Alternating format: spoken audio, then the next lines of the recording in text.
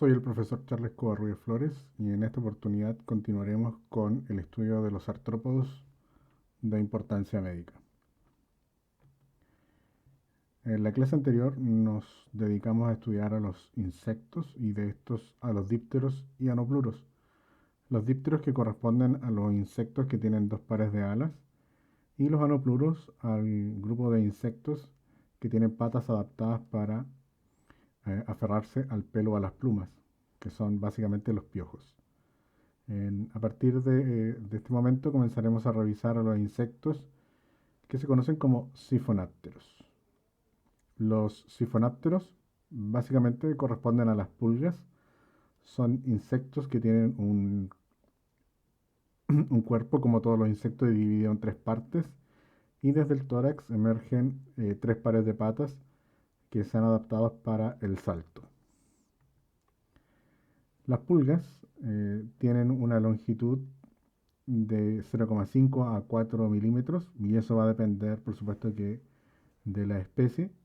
En la cabeza vamos a observar ojos simples, un aparato bucal de tipo picador, unas patas, todas ellas adaptadas para el salto, y el tercer par de patas más desarrollado precisamente también para una mayor propulsión.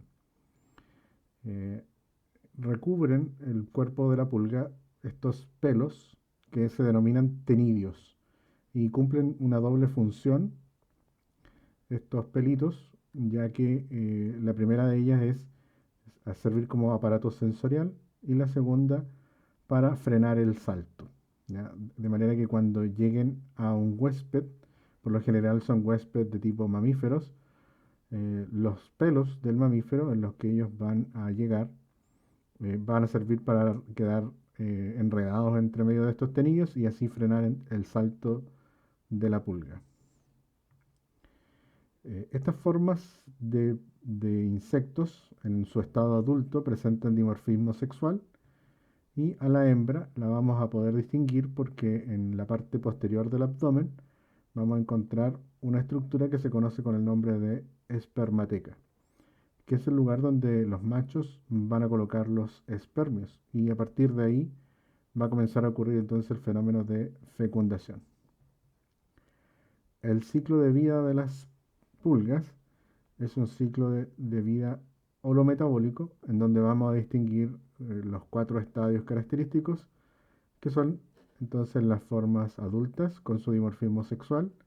Las hembras van a ser las responsables de la postura de huevos y del huevo emerge una forma larvaria que luego se transforma en una pupa. En el interior de la pupa va a ocurrir el fenómeno de metamorfosis y desde esta pupa emerge entonces nuevamente la forma adulta. Acá podemos ver algunos detalles nuevamente del ciclo holometabólico. Es importante destacar que, al igual como ocurre con las moscas y los mosquitos, el ciclo de vida de la pulga se va a ver acelerado con el aumento de las temperaturas y desacelerado cuando las temperaturas disminuyen.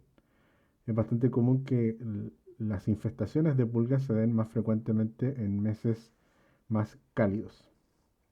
También es bastante común que las pulgas eh, salgan desde las pupas cuando las personas que llegan a veranear a casas que han permanecido casi todo el año cerradas, al momento en que las personas regresan a estas casas que han estado mucho tiempo cerradas durante el invierno, cuando las personas llegan, al abrir puertas y ventanas, provocan un cambio de presión en el ambiente y ese cambio de presión en el ambiente es el que acelera la salida de la forma adulta desde la pupa. Otro detalle importante del ciclo es que las pupas es muy difícil de visualizarlas porque por lo general van a estar recubiertas de pelusas y pelos, ¿ya? También de tierra, ya que las pulgas adultas, van a colocar dichos huevos muy próximos de los lugares donde los huésped mamíferos que ellos van a parasitar duermen. Y en este caso, este huésped, por lo general, son nuestros animales, ¿ya? Los animales por lo general domésticos, y de modo que los huevos son muy pequeñitos, también se hace muy difícil el hallazgo de estos. Las pupas posteriormente quedan recubiertos de polvo, pelusas y pelos, y ¿no es cierto? Eso hace muy difícil el hallazgo de estos estadios. El alimento de las larvas, de las pulgas, va a ser precisamente todas las células de escamación del huésped que ellos estén parasitando. Como las pulgas las vamos a encontrar normalmente en donde duermen nuestras mascotas, ahí se van a concentrar estos elementos que van a servir de alimento para las larvas de las pulgas. Em, las especies de pulga, que son varias, por lo general tienen un huésped predilecto, pero no necesariamente es un huésped específico. ¿Ya? Se reconocen, por ejemplo, que las Pulex irritans es la pulga del hombre, eh, la Tenocefalides canis sería la pulga del perro, la Tenocefalides felis sería la pulga del gato y la Chenopsila chiopis la de la rata. Sin embargo, es muy importante mencionar que si estos insectos se sienten con apetito, no van a esperar la llegada de algún huésped en particular. ¿Ya? De tal manera que eso facilita que, por ejemplo, la Chenopsila chiopis, que la hemos mencionado en otros cursos en otras clases, perdón, de la asignatura, participe como el vector biológico de una bacteria que es la Yersina pestis. Si la Chenopsila chiopis fuese exclusiva de la rata, sería imposible que la Chenopsila chiopis pudiera transmitir la peste bubónica hacia el ser humano. Y bueno, sabemos que eso no es así. De tal manera que ninguna de estas especies de pulga es específica de su huésped. Pero sí la podemos asociar normalmente eh, con mayor incidencia a alguno de ellos. El daño que produce la pulga es conocido como pulicosis y se caracteriza por esta zona enrojecida que se ve de un color rosado claro, y en la parte central se ve un punto de un tono más oscuro, que es precisamente donde ingresa el aparato bucal de la pulga. Y alrededor entonces de donde ingresa el aparato bucal hay una lesión que aparece de un color rosado más tenue. Otra pulga en particular que aparecía en el listado que pudimos apreciar hace un par de diapositivas atrás es la Tunga penetrans. Esta es una pulga bastante particular que la podemos encontrar en Centroamérica y en América del Sur. Es una pulga en donde la hembra, eh, producto de que es quien se va a encargar de colocar los huevos, y para captar su alimento, que sigue siendo la sangre, son organismos siempre hematófagos, se introducen en la piel. La pulga adulta hembra va a dejar expuesto en la parte posterior su abdomen, por donde el macho de estas pulgas la va a fecundar, y posteriormente en esta parte posterior del abdomen van a comenzar a salir los huevos hacia el exterior. Producto de este ingreso de la pulga hembra en la piel de las personas, se pueden producir alteraciones secundarias, ¿no es cierto? Infecciones bacterianas secundarias, producto de la lesión que provoca la hembra al ingresar. Podemos ver en estas imágenes que la Tunga penetrans, también se conoce como nigua o bicho dupé, es una pulga en cuyo abdomen, producto de su constante alimentación, comienza a crecer de manera considerable. Por supuesto que el tratamiento para esta tungosis corresponde a la extracción de estas pulgas hembras que han logrado introducirse dentro del huésped. La recomendación para este tipo de infestaciones corresponden precisamente a evitar andar descalzos en las zonas donde sea endémica esta pulga. Las pulgas También, como los mencioné hace un instante, son importantes vectores biológicos, como en el caso de la Chinopsila khiopis, es el vector biológico de la peste bubónica, que es causada por esta bacteria de tipo enterobacteria, que es la Yersinia pestis. También las pulgas pueden ser vectores biológicos de otras bacterias, de bacterias de vida intracelular, como es en el caso de la Rickettsia tifi, que es el agente etiológico del tifus murino. Y no solo bacterias podrían vectorizar biológicamente estas pulgas, sino que las pulgas también pueden ser hospederos intermediarios de algunos céstodos, como lo son la Immunolepis diminuta y la Immunolepis nana. ¿Ya? Otra especie de céstodo corresponde al Dipylidium caninum. Eh, ¿Qué va a ocurrir entonces en el interior de estas pulgas? ¿Ya? Como lo hemos estudiado en clases anteriores de parasitología, ocurre que para la Taenia solium y la Taenia saginata, el huésped intermediario son algunos animales como el cerdo y el vacuno. Eh, el cerdo es el huésped intermediario para la Taenia solium y el vacuno es el huésped intermediario para la Taenia saginata. Y lo que ocurre en el cerdo y en el vacuno es que se desarrolla el estadio conocido como cisticerco de estos cestos. Y precisamente es la pulga la que va a ocupar este lugar en el ciclo de vida de estos parásitos que hemos mencionado, la Immunolepis diminuta, Immunolepis nana y Dipylidium. Es en las pulgas donde va a ocurrir la, el desarrollo de los estadios de cisticerco de estos cestos.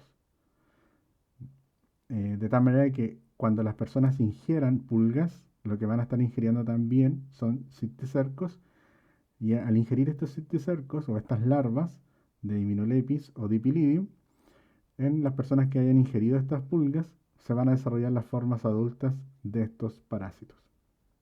Un poco parecido a lo que como ocurre, ¿no es cierto?, el desarrollo de teniasis, en donde nosotros consumimos carne de cerdo vacuno mal cocida que llevan entonces estos cisticercos o larvas. Ahora, ¿quiénes consumen pulga? La verdad es que no está dentro de nuestra dieta el consumo de pulga, sin embargo, los infantes, al momento de jugar con tierra, podrían consumir alguna de estas pulgas y por supuesto estarían ingiriendo también los cisticercos de estos cestos que son la Immunolepis y Dipylidium. Para el control de las pulgas es sumamente importante la tenencia responsable de nuestras mascotas, los controles médicos veterinarios, em, y en el caso de nuestros hogares, el aseo de nuestro hogar se recomienda que se realice con aspiradoras en lugar de barrer. Debido a que muchos de los estadios, como lo mencionamos al principio de esta clase, de las pulgas, no son tan visibles a ojo desnudo, eh, y no los vamos a poder reconocer. El hecho de barrerlos va a significar que a estos estadios, al momento de barrerlos, los podríamos estar levantando y podrían permanecer ahí un instante flotando y luego vuelven a caer al sitio. De tal manera que no estamos aportando mucho con remover los diferentes estadios del parásito. En cambio, con una aspiradora es mucho más fácil tener certeza de que efectivamente estamos o este aparato estaría absorbiendo al, a los diferentes estadios de la pulga. Vamos a pasar ahora a otro grupo de insectos que corresponden a los hemípteros. Los hemípteros son insectos que se caracterizan por tener dos pares de alas, ¿ya?, igual que los dípteros, pero con la gran diferencia en que van a presentar un par de alas de tipo membranoso, que les va a servir para volar, y un segundo par de alas que es de tipo quitinoso, ¿ya?, compuesto obviamente por quitina, y que es un par de alas rígido que le sirve para proteger al par de alas membranosas. Un ejemplo característico de hemípteros son las chinitas o catitas, en donde probablemente si las han visto volar, te han apreciado que estas chinitas o catitas abren este par de alas protector quitinoso y desde debajo de este par de alas protector emergen las alas membranosas. Por supuesto que nuestro interés por estos insectos es de tipo clínico y los hemípteros que causan enfermedad en el ser humano, o estarían relacionados, mejor dicho, con transmitir enfermedades, son las especies de vinchucas, ¿ya? O especies de triatomas. ¿Por qué vamos a estudiar estos hemípteros? Porque son los vectores biológicos de la enfermedad de Chagas. A estas especies de triatomas se le conocen, bueno, en nuestro país como vinchucas. Es una palabra de origen quechua que significa el que se deja caer. En otros lugares de Latinoamérica, como es en Brasil y en Centroamérica, los triatomas también son conocidos y reciben los nombres de barbeiros en portugués y de chipos en Centroamérica. ¿Cuáles son las características de estas vinchucas o triatomas? Las formas adultas van a medir entre 2 a 3 centímetros, en donde siempre las hembras son de mayor tamaño. Como son insectos, vamos a poder distinguir las tres partes características del insecto, que son las cabezas, cabeza, tórax y abdomen. Los dos pares de alas, el primer par de alas de tipo protector, este par de alas protectoras quitinosas, se reconocen con el nombre de hemielitros, y el par de alas membranosas que utilizan para volar son el par de alas de tipo membranoso.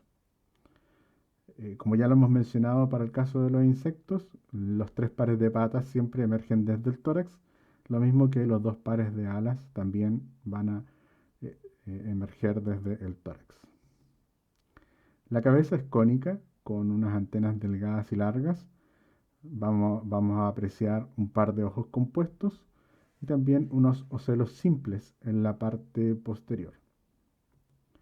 La probóscide es de tipo picadora y al momento de alimentarse de sangre, esta probóscide se proyecta y para cuando ya la vinchuca se ha alimentado, la probóscide se retrae nuevamente hacia la zona ventral del parásito.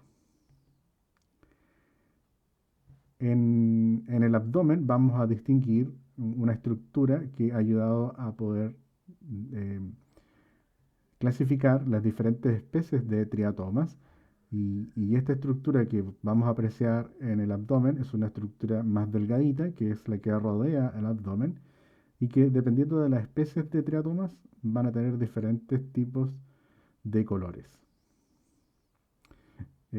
Es importante mencionar que las especies de triatomas están presentes en todo el mundo. Sin embargo, muchas de estas especies de triatomas tienen por hábitos alimenticios alimentarse de la savia de los vegetales. En tanto que las especies de triatomas que son hematófagas son exclusivas del continente americano. Y es por esta razón que la enfermedad de Chagas se ha desarrollado de manera endémica en el continente americano, porque solamente en el continente americano vamos a encontrar a estas especies de vinchucas o de triatomas que son hematófagos. En las islas del continente americano también se consideran libres de estos vectores biológicos. Solo los vamos a encontrar en el continente. El ciclo de vida de las vinchucas es un ciclo de vida hemimetabólico, también conocido como incompleto. Lo habíamos descrito en la clase anterior. Las formas adultas presentan dimorfismo sexual. Una vez que se aparean, las hembras comienzan la postura de huevos que son muy pequeñitos, solamente miden un par de milímetros, son blanquecinos amarillentos y desde este huevo emergen el primer estadio ninfal, que es un poquito más grande que el huevo que le da origen, y luego el estadio ninfal va a ir desarrollando las diferentes mudas para ir alcanzando, ¿no es cierto?, los diferentes estados ninfales para llegar finalmente al estadio adulto. Recordemos que las ninfas tienen los mismos hábitos alimenticios que los adultos, por lo tanto son hematófagos, y en las ninfas no vamos a poder distinguir el dimorfismo sexual que caracteriza a los adultos. El hábitat de estos triatomas siempre está asociado a un animal del cual ellos van a obtener su alimento, que es la sangre. Y por supuesto que dentro de los posibles huéspedes que pueden tener estas vinchucas se encuentra el ser humano. Y de hecho hay especies de vinchucas que se han adaptado a vivir en los hogares o en nuestros hogares. Tienen un hábitat, ¿no es cierto?, un hábitat intradomiciliario. Y se han reconocido dos especies de vinchucas que poseen estos hábitos intradomiciliarios, que son el Triatoma infestans y el Rhodnius prolixus. En nuestro país, el hogar que ellos prefieren para habitar es lo que se conoce como el rancho chagásico. Este rancho chagásico se describe normalmente como una casa en donde el piso es de tierra, las paredes son de adobe y el techo es de paja. Normalmente estas vinchucas que tienen hábitos intradomiciliarios van a realizar sus nidos en las paredes o en las grietas de estas paredes de adobe, y durante la noche van a salir a alimentarse. Eh, Estas vinchucas, ¿no es cierto?, en este rancho chagásico suben hasta el techo de paja durante las noches y parasitan al huésped de manera transitoria, mientras el huésped duerme, que en este caso serían las personas que habitan dentro de estos hogares. De ahí el nombre de vinchuca, el que se deja caer. Existen también en nuestro país algunas especies que viven de manera salvaje fuera de los hogares, y una de estas especies es la Mepraya spinolae. Es muy importante tener presente a esta especie, puesto que en nuestro país se ha erradicado definitivamente la presencia del Triatoma infestans, ya que se han desarrollado campañas de educación para que las personas que habitan en este tipo de hogares reconozcan a las vinchucas, den aviso de que existen estos parásitos en sus hogares, y entonces personal sanitario se acerca a los hogares infestados y llegan a fumigar, a aplicar insecticida, y el éxito eh, de esta erradicación se ha visto, puesto que cuando se detecta una casa infestada, no solamente es fumigada la casa que se notificó, sino que todas las casas vecinas de la casa notificada. Y eso aseguró entonces el éxito de esta erradicación del Triatoma infestans. Este tipo de estrategia se ha ido implementando en otros países, y las especies de los diferentes países que se han adaptado a vivir dentro de los hogares, como lo es el Rhodnius prolixus, han ido, ¿no es cierto?, paulatinamente eliminando a esta forma de transmisión intradomiciliar. ¿Ya? Si bien la campaña de erradicación del Triatoma infestans en nuestro país es exitosa, debemos recordar que todavía en nuestro país existe una especie de vinchuca, que es la Mepraya spinolae, que aún podría seguir transmitiendo de manera vectorial la enfermedad de Chagas. Eh, la zona endémica del continente americano va desde el sur de los Estados Unidos hasta acá en Chile y Argentina, por la zona de la región de O'Higgins. Esos serían como los límites eh, que delimitan la presencia de los vectores biológicos triatomas que tengan hábitos hematófagos. Bueno, estos parásitos, estos artrópodos, insectos, hemípteros, producen daño por la lesión por la picadura. La mayoría de los insectos que son hematófagos, cuando introducen su probóscide para obtener la sangre, introducen también saliva. Y en esta saliva encontramos algunas proteínas que son o cumplen una función anticoagulante. ¿Ya? Y de tal manera que cuando se introducen ese tipo de proteínas, se activa un fenómeno de, de gatillar este deseo de picazón, el deseo de rascarse de las personas, También hay un efecto de tipo exfoliatriz porque el parásito nos está quitando nutrientes, ya que se está alimentando de nuestra sangre. Y por supuesto que lo más importante es que estos insectos son vectores biológicos del protozoo Trypanosoma cruzi que ya hemos estudiado en clases anteriores. Bueno, aquí estamos viendo una imagen precisamente de estos procesos de fumigación de los ranchos chagásicos que han sido notificados que está presente el parásito. Vamos a pasar ahora al último grupo de insectos que corresponden a los blatarios. ¿Ya? Y los blatarios son básicamente las cucarachas, de las cuales existen muchas especies.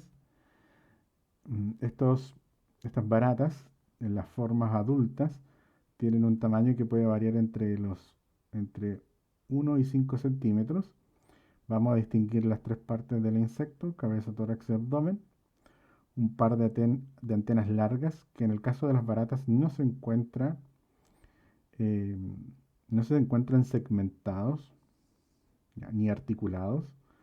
En la cabeza va a aparecer un aparato bucal de tipo triturador que les sirve para alimentarse prácticamente de todo,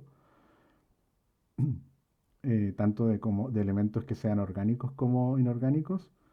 Son aplanados dorsoventralmente y característicamente tienen patas adaptadas para correr. Las alas de las baratas, si bien están presentes, son alas atrofiadas que eventualmente podrían extender, pero solo les servirían para poder planear. Dentro de los hábitos de las baratas, eh, sabemos de ellas que son fotofóbicas. Por lo general se van a encontrar en ambientes húmedos y oscuros, y en nuestros hogares esos ambientes húmedos y oscuros son los que van a encontrar preferentemente en los baños y en las cocinas.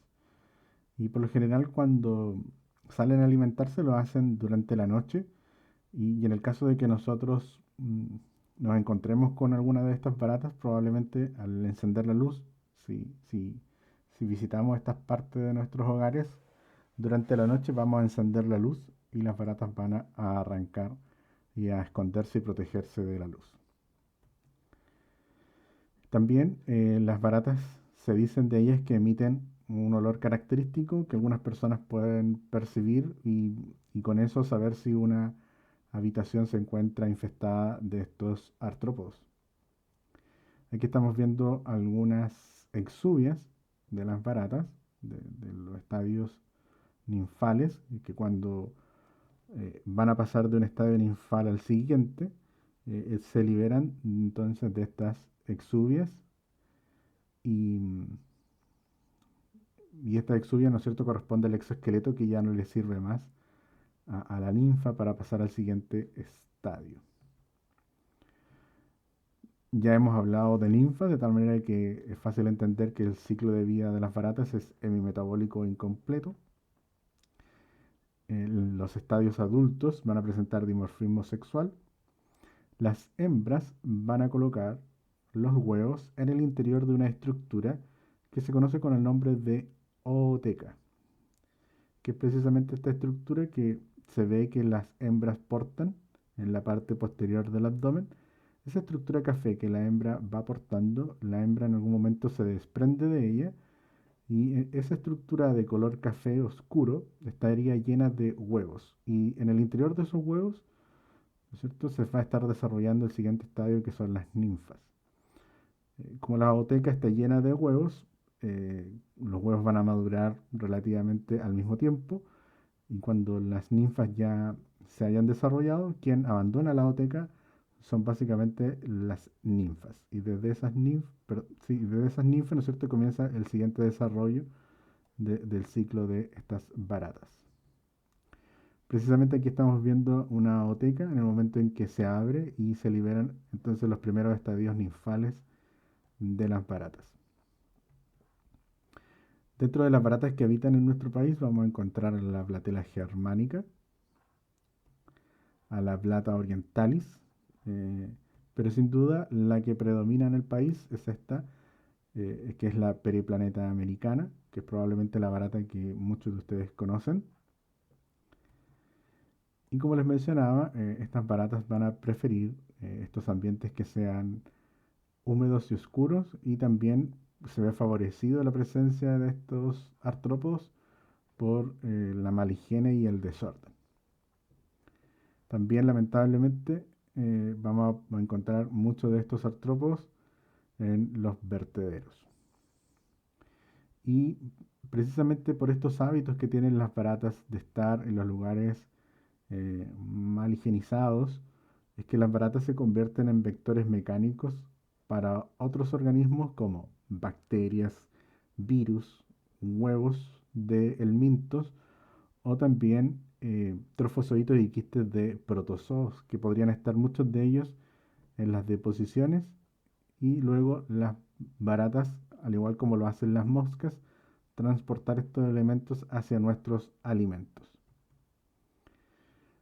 Vamos a dejar atrás entonces ahora a los insectos y vamos a describir a los arácnidos, y vamos a comenzar entonces con los ácaros.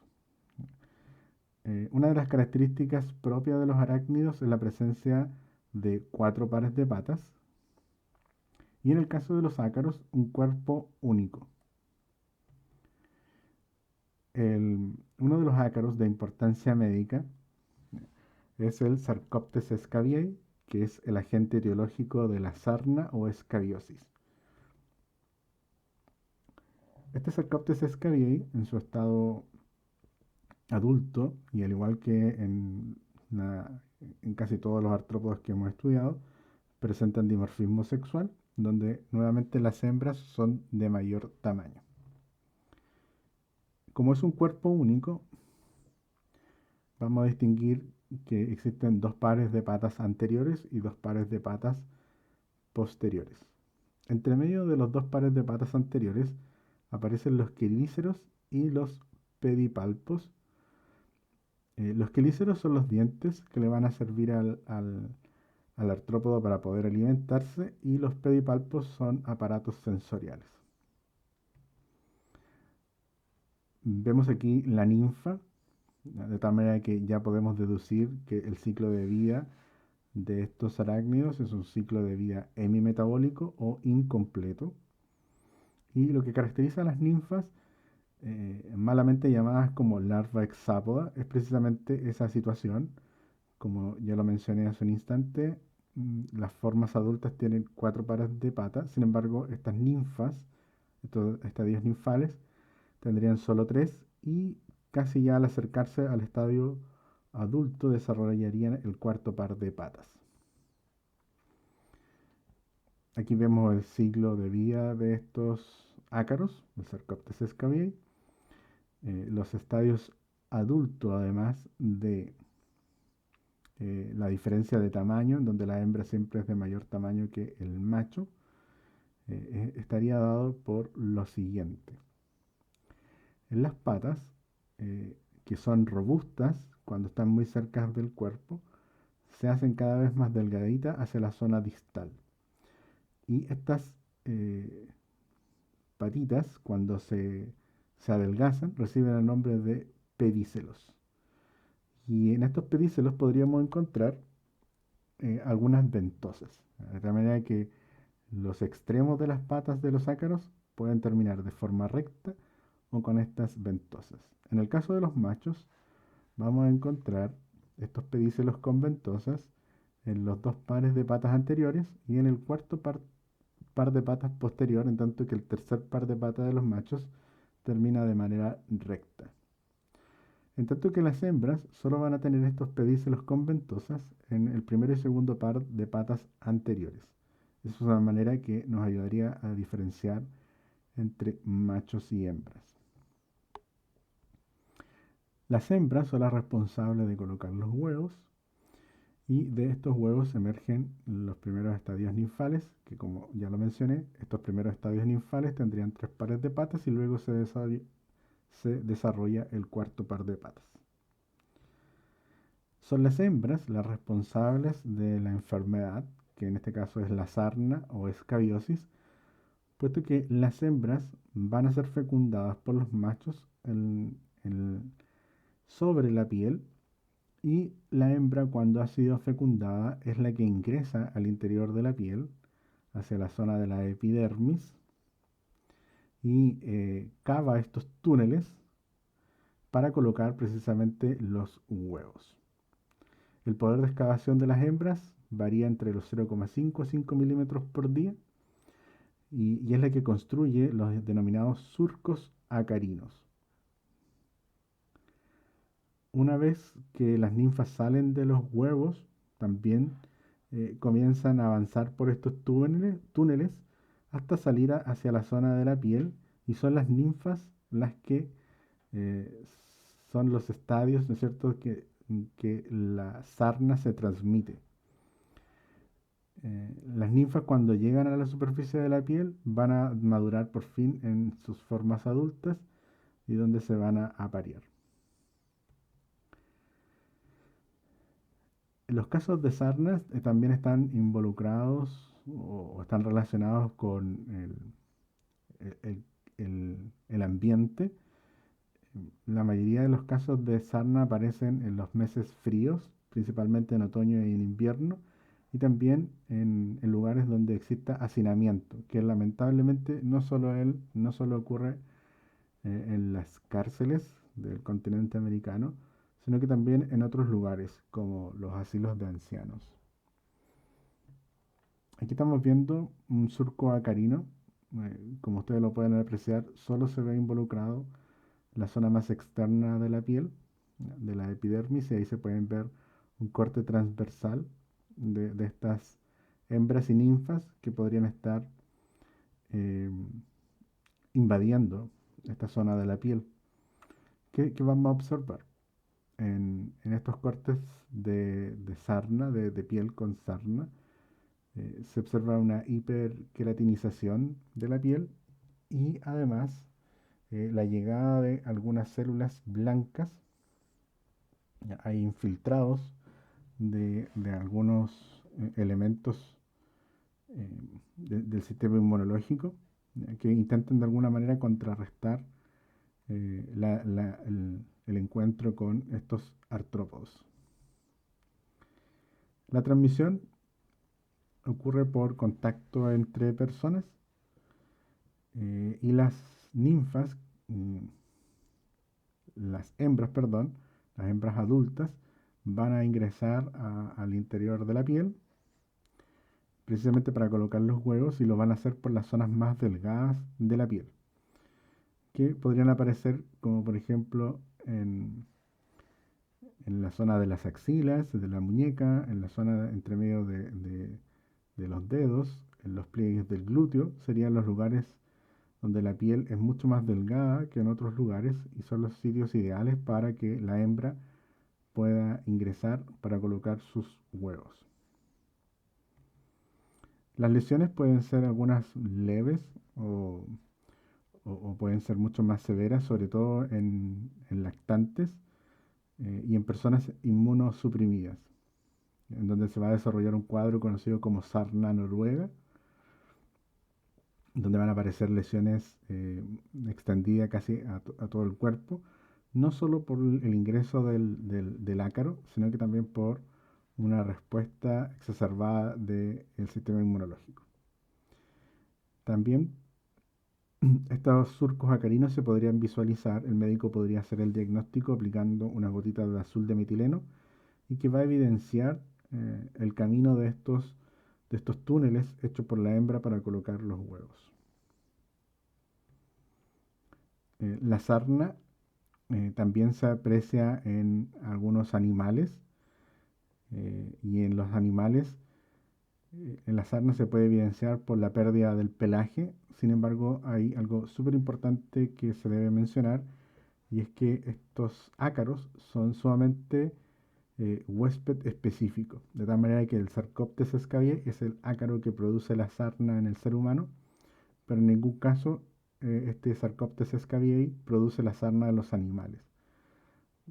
Hay ácaros particulares para cada especie de animal.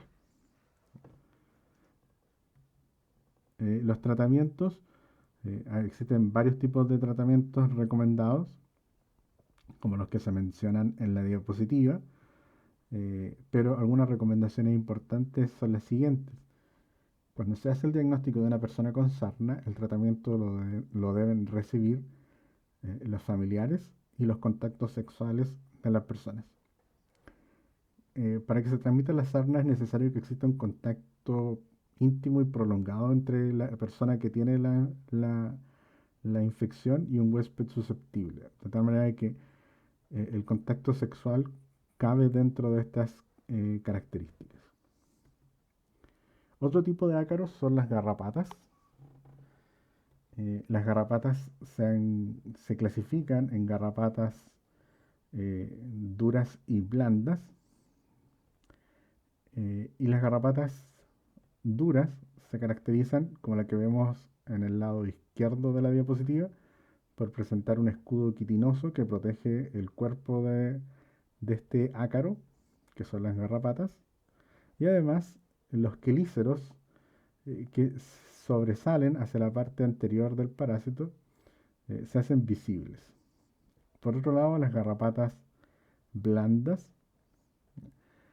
carecen de esta estructura quitinosa y si bien existen el- este aparato bucal que se conoce como hipostomo, no se hace visible si es que observamos la garrapata desde, desde, desde una parte superior.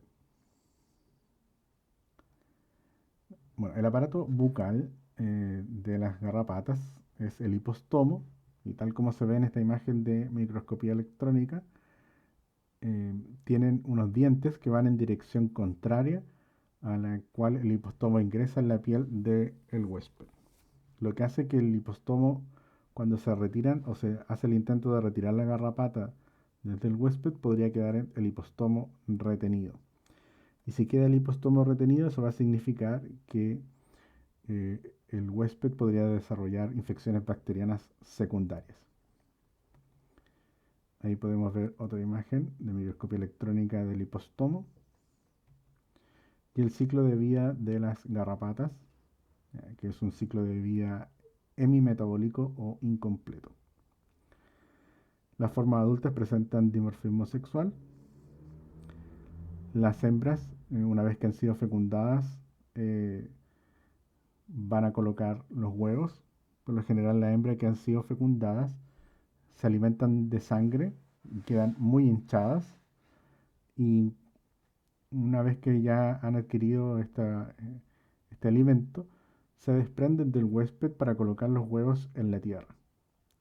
Estos huevos va a emerger la larva, la verdad es que es una ninfa, larva por la denominación de larva hexápoda, al igual como ocurre con los ácaros que vimos hace un instante.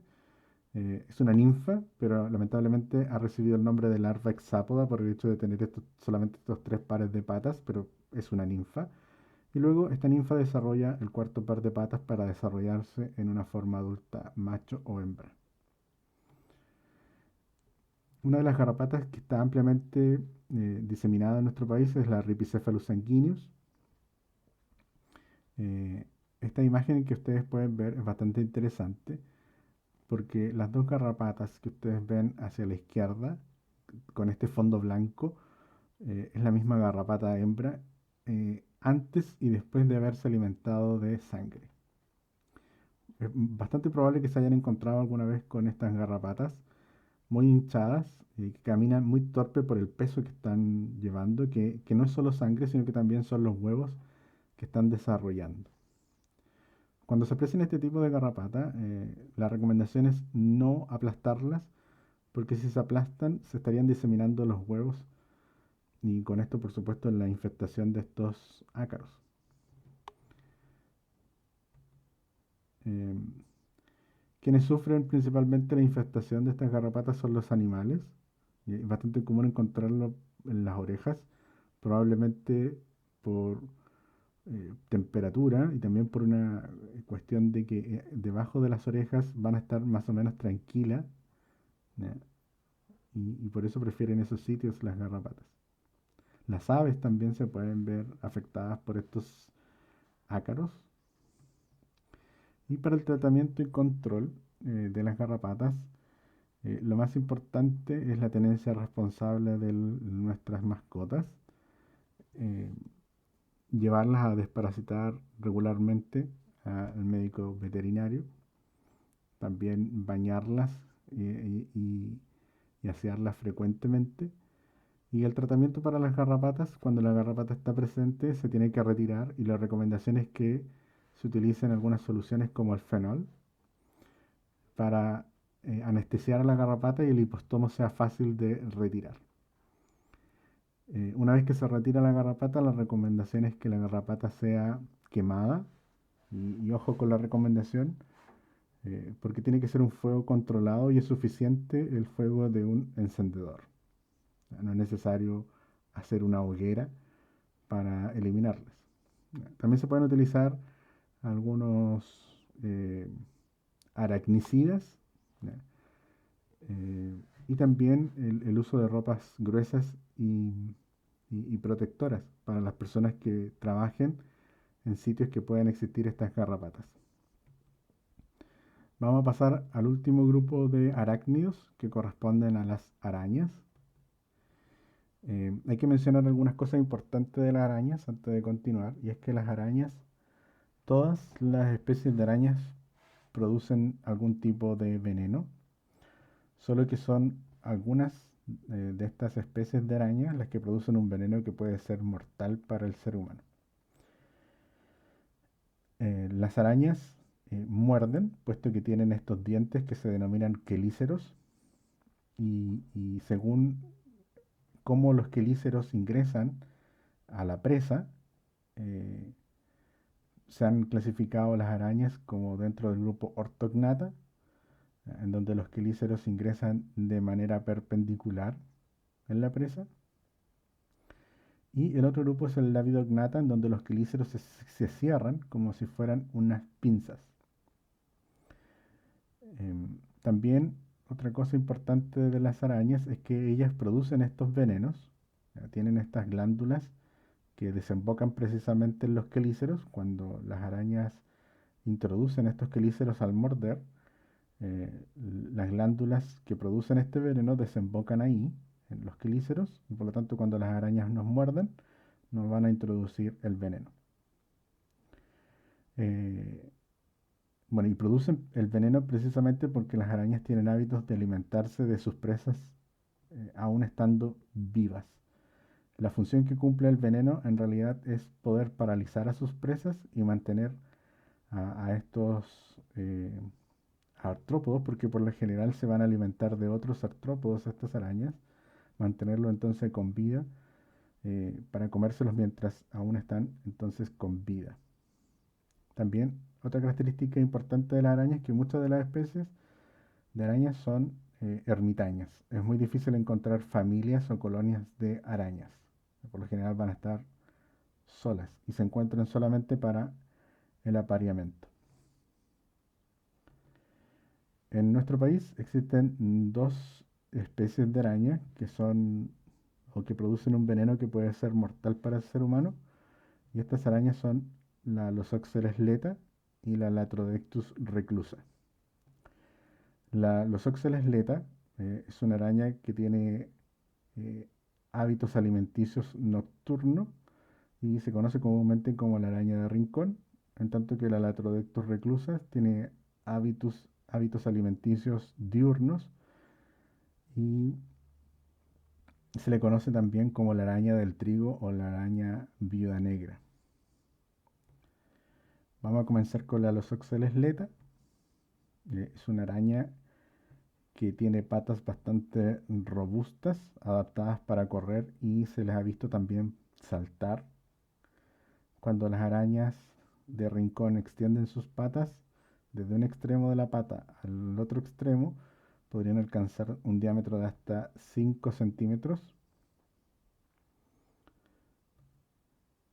En las arañas a diferencia de los ácaros que tienen un cuerpo único, las arañas tienen un cuerpo dividido en dos partes, que son el cefalotórax y el abdomen.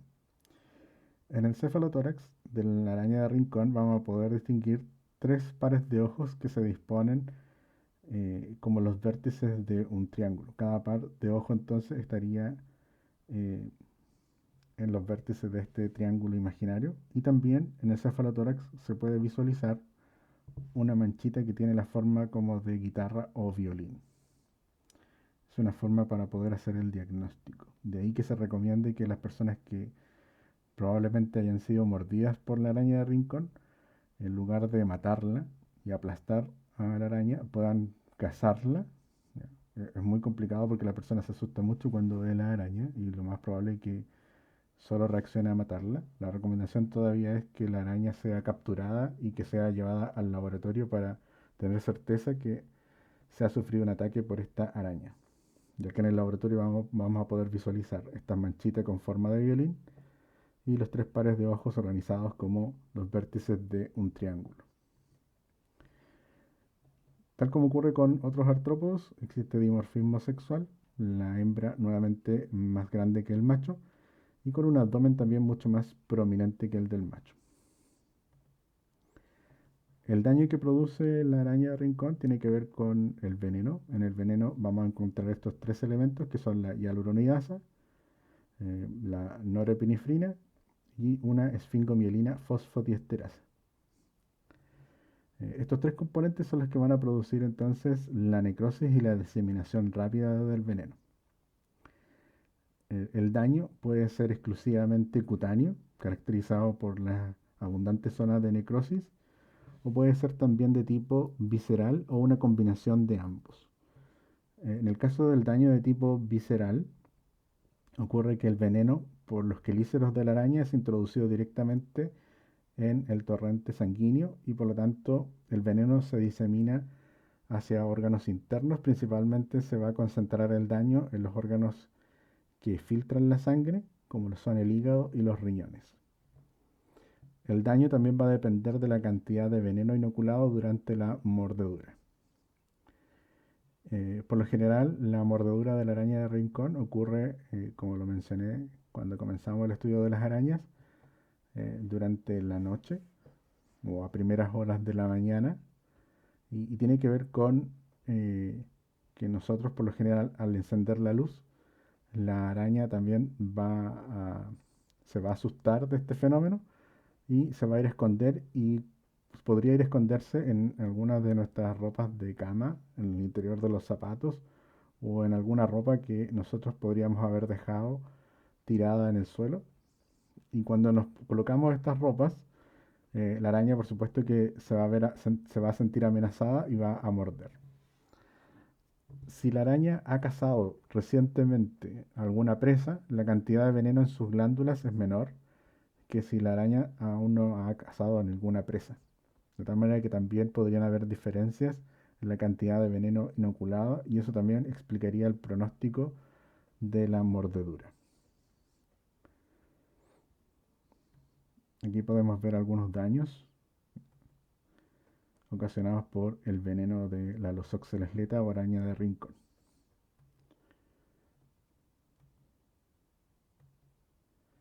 Dentro de las medidas de prevención para la araña de rincón, por supuesto que es la limpieza y el orden de los hogares.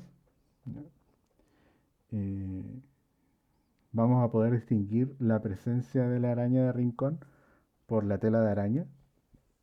Por lo general, la araña de rincón va a producir sus nidos detrás de los muebles, debajo de las camas o detrás de los cuadros que estén colgados en las paredes. Y esta tela de araña, de la araña de rincón, es una tela de araña que tiene un aspecto sucio, como lleno de polvo. Ese sería como el aspecto. No es una tela de araña geométrica como la tradicional de las arañas de jardín, sino que es una tela de araña bastante fea porque está llena de polvo. Entonces, la recomendación para prevenir la presencia de la araña de rincón en nuestros hogares es el orden y la limpieza. También se recomienda aplicar aracnicidas y cuando se hace el aseo de los hogares, eh, procurar hacer bastante ruido para que las arañas que estén probablemente ahí presentes puedan salir y así, ¿no es cierto?, eliminarlas. Eh, un control biológico natural de la araña rincón es la araña tigre. El nombre científico de la araña tigre es la Cytodes globula, que es la araña que está en la diapositiva. Es una araña que tiene patitas muy delgadas y tiene estas patitas manchadas, de ahí el nombre de araña tigre. Es una araña que, a diferencia de la araña de rincón, que tiene patas robustas, la araña de rincón, y que corre muy rápido, la araña tigre, por otro lado, por las patas largas que posee, se mueve de manera muy lenta. Sin embargo, el veneno de esta araña tigre es letal para la araña de rincón. Y por último tenemos a la Latrodectus reclusa, ese es el nombre de la especie. Normalmente se encuentra con el nombre de Latrodectus mactans, pero los estudios de ADN han dilucidado que la especie que está presente en nuestro país es la Latrodectus reclusa, que también conocida como la araña tigre o la araña viuda negra. Esta araña, la hembra, solamente va a tener esta coloración, un color negro, y en el abdomen las manchitas características de color rojo, que están indicando la presencia básicamente de veneno. Aquí vemos al macho, que no se parece en nada a la hembra, es mucho más pequeño, no es de color negro, es de color café. Están presentes las manchas en el abdomen, pero también son más claras que las de la hembra.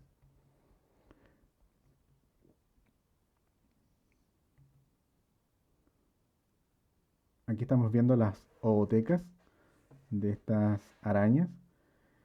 En estas ootecas lo que hace la araña es dejar una presa y colocar ahí los huevitos junto con la presa que está paralizada por el veneno, para que cuando eh, salgan de los huevos las ninfas de las arañas se alimenten de esta presa dejada por la madre. Y muchas veces quien es la presa para que las ninfas se alimenten es la araña que es el padre de estas arañitas futuras.